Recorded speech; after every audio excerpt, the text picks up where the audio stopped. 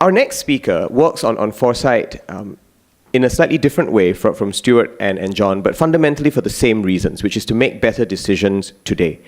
Sheila's been very involved not only in teaching foresight in Walsh College, but also in trying to apply strategic foresight into the American government, both the administration as well as Congress, through a project known as the Project on National Security Reform.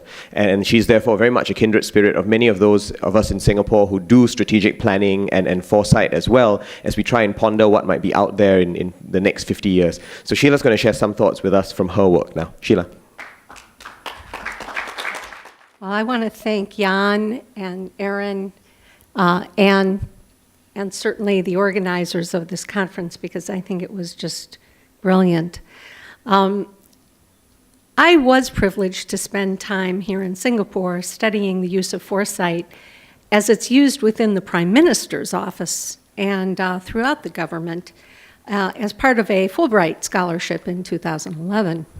But my work today grew out of the study that Aaron described, called the Project on National Security Reform, and as its vision working group leader for the U.S. Congress, that recommended a place and set of capabilities in the White House that could improve decision-making by the President of the United States.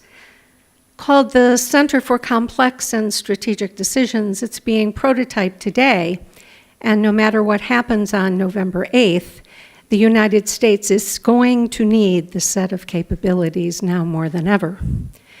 As part of our recommendations, we also suggested the need for a museum of the future to become a part of the Smithsonian Institution on the Mall in Washington, D.C., that could showcase stories of the future and collect data from the millions of visitors who visit to begin to understand what they think, how they feel, and what aspirations for the future they have, even what the future of democracy and what our republic should look like.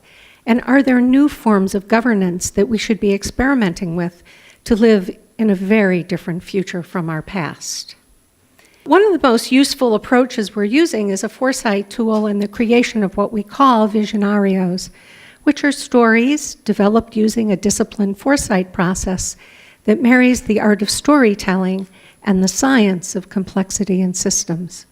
Since so many of the greatest challenges facing our nation and facing the world are messy, they're wicked, this permits the policy or decision maker to get into a story and explore and test their assumptions and mental models to learn about potential improvements, even to very difficult situations. We think that maneuvering within the complexity of today's world requires strategic thinkers who have the ability to understand nonlinear and unintended consequences of their policies and decisions. And that requires an understanding of the mental models of the stakeholders relevant to policymaking. Mental models reveal the most fundamental assumptions and beliefs that we hold true and that help each person make sense of their lives. When people are born, their environment and the people around them create the mental models that are used throughout a lifetime. These include concepts in our brain, such as up and down, hot and cold, wet and dry. They also help us in the development of language, which we've heard so much about at this conference. Different cultures with different languages also develop different words and different concepts. Hence, in a world of globalization, there are many different sets of mental models that people have in their brains, and that alone has enormous implications for policymakers, especially when they're trying to understand a culture or a community that is foreign to their way of thinking. Mental models are also wonderful because they help us learn how to conform in a society in a positive way.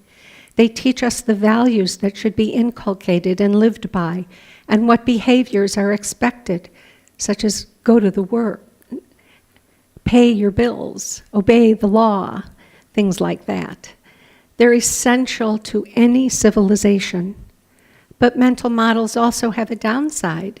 Not only do these models enable a person to fit into society, they also color or filter our understanding of our surroundings, so we see what we believe, and sometimes we don't see things at all that are clearly visible.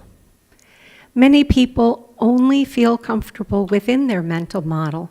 Sometimes, however, our world changes, but our mental model doesn't.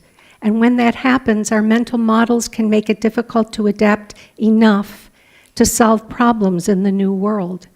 So a person's mental model may fail them, since they may need to see beyond the filters that a mental model may impose. And many of the world's problems exist because different mental models are at play, and misunderstandings and prejudices exacerbate these problems. Sometimes we characterize this phenomena as the East playing Wei Qi or Go, while the West is playing chess. In fact, this is my artifact for the museum. It's these photos. We are playing different games with different rule sets, and we then wonder why we have difficulty communicating or working together. Once you take the time to understand the mental model of an ally, a partner, a friend, or competitor, the more likely you will be successful. Exploring the mental models of the world will be one of the most important functions of one of my dreams, the Museum of the Future on the Mall in Washington, D.C., where we will explore visionarios such as the Crisis on Asimov's story that explores what life is like on satellite cities orbiting the Earth in 2085, and explore the different cultures that emerge on satellite cities, but also those living under biosphere domes on Luna, Mars, and elsewhere. Since the mental models of the future will include the varieties already on Earth, in fact, every individual on the planet has a unique mental model, but also those that will emerge beyond east of west and west of east, as humankind will venture out, live, work, and play in the cosmos. And that's what the living world will expect from all of us, a method to live in peace and prosperity on the planet Earth and off-world by improving the understanding and tolerance of all mental models. And I want to thank you, and I'll look forward to your questions.